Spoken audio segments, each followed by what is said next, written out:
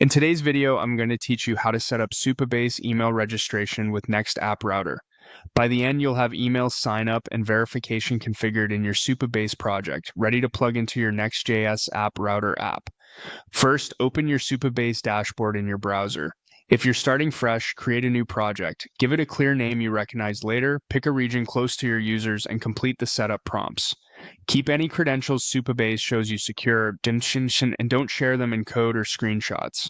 Once the project is created and finishes provisioning, click into it to open the project workspace. Inside the project, look to the left sidebar and open the authentication section. This is where you control how users sign up and sign in. From here, navigate to the sign in or providers area. This page centralizes the configuration for all ATS methods, including email, magic links, and social providers, but we'll focus on email registration.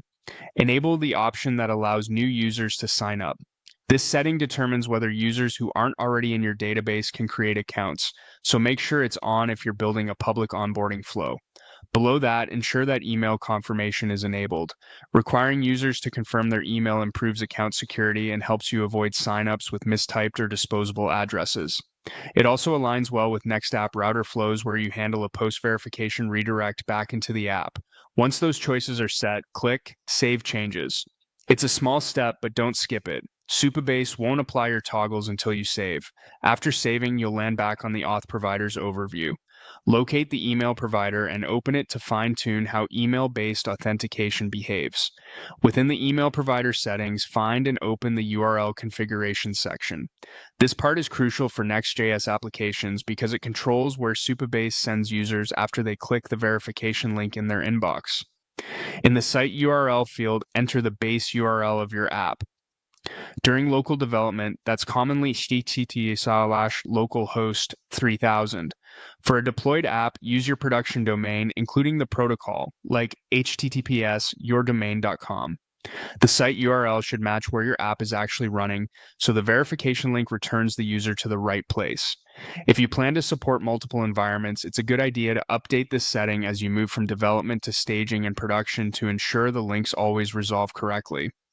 When you've entered the correct URL, click Save Changes to commit the configuration.